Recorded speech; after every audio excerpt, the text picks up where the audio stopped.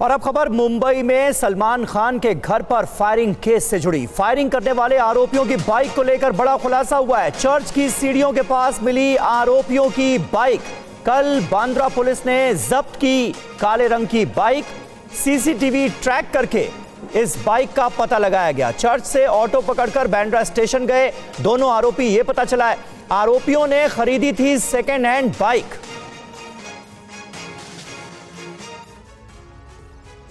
Mumbai police उस bike मालिक तक पहुंच गई है जिसकी बाइक का इस्तेमाल शूटर्स ने फायरिंग के लिए किया। पुलिस की जांच में पता चला है कि जिस बाइक से शूटर आए थे वो बाइक मालिक रायगढ़ जिले का रहने वाला है। पुलिस को पूछताछ में यह भी पता चला है कि आरोपियों ने उस शख्स से सेकेंड हैंड बाइक को खरीदा था। पुलिस की जांच में ये बात भी सामने आई कि आरोपी लंबे समय से मुंबई और उसके आसपास के शहरों में थे। बाइक खरीदने के बाद उन्होंने सलमान के घर के बाहर कई बार रेकी भी की थी। इस दौरान आरोपी इसी बाइक का इस्तेमाल करते रहे। फायरिंग के बाद शूटर्स ने बांद्रा भागने के लिए हर एक सड़क की रेकी की थी जो सुनसान रहती हैं। वारदात के बाद उन्होंने भागने के लिए माउंट मेरी की सड़क को चुना।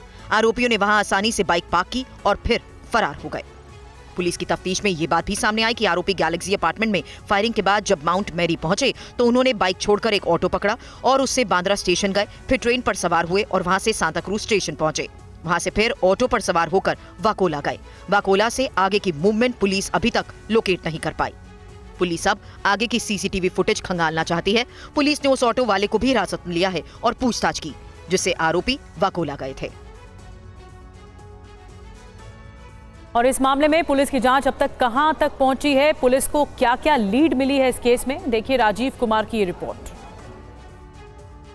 सलमान खान फायरिंग मामले में शूटर्स ने जिस बाइक का इस्तेमाल किया था उस बाइक को मुंबई पुलिस ने जब्त कर लिया है। और सबसे महत्वपूर्ण बात यह है कि घटना स्थल यानी कि सलमान के गैलेक्सी अपार्टमेंट की इमारत से महज 1.5 से 2 किलोमीटर की दूरी पर मौजूद माउंट मेरी चर्च की सीढ़ियों पर यह बाइक जो है पार्क करके आरोपी यहां से ऑटो रिक्शा में बांद्रा स्टेशन की तरफ फरार हो गए थे। सबसे पहले आपको सीढ़ी दिखा दे, आप देखिए माउंट मेरी चर्च की ये वो सीढ़ियां हैं।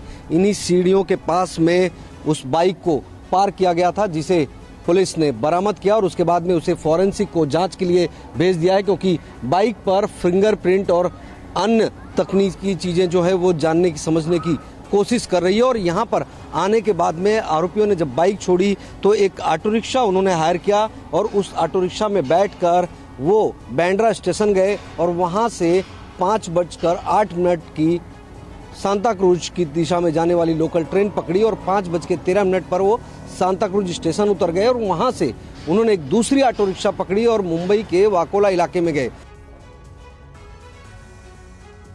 और अनमोल विश्नोई के फेसबुक पोस्ट को लेकर बड़ा खुलासा। अनमोल विश्नोई के पोस्ट पर आईपी एड्रेस कनाडा का अनमोल ने सोशल मीडिया पर पोस्ट लिखकर फायरिंग की जिम्मेदारी ली थी। सूत्रों के मुताबिक अनमोल की करंट लोकेशन कैलिफोर्निया है। पोस्ट के दौरान इस्तेमाल हुई वीपीएन प्रणाली एटीएस भी कर रही है फायरिंग केस की जांच। सुरक्षा एजेंसीज के मुताबिक सलमान के घर पर फायरिंग करने की 2 सबसे बड़ी वजह हैं। पहला, सलमान खान को इस बात का एहसास दिलाना कि वो लॉरेंस बिश्नोई गैंग की पहुंच से ज्यादा दूर नहीं है। दूसरी वजह यह कि खुले तौर पर दाऊद को मुंबई में चैलेंज देकर वसूली का नया ठिकाना तैयार करना।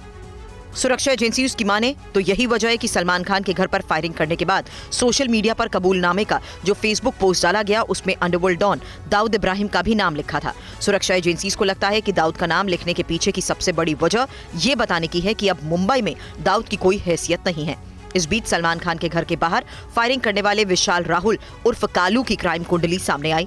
विशाल गुरुग्राम का रहने वाला है और 10वीं तक पढ़ा है। उसके खिलाफ दिल्ली और गुरुग्राम में 5 से ज्यादा आपराधिक मामले दर्ज हैं जो फायरिंग और बाइक चोरी के हैं। इसका हालिया अपराध हरियाणा के रोहतक में लॉरेंस बिश्नोई के इशारे पर एक कारोबारी का कत्ल है। ये वारदात सीसीटीवी में रिकॉर्ड हुई जिसमें विशाल फायरिंग करता हुआ नजर आ रहा है।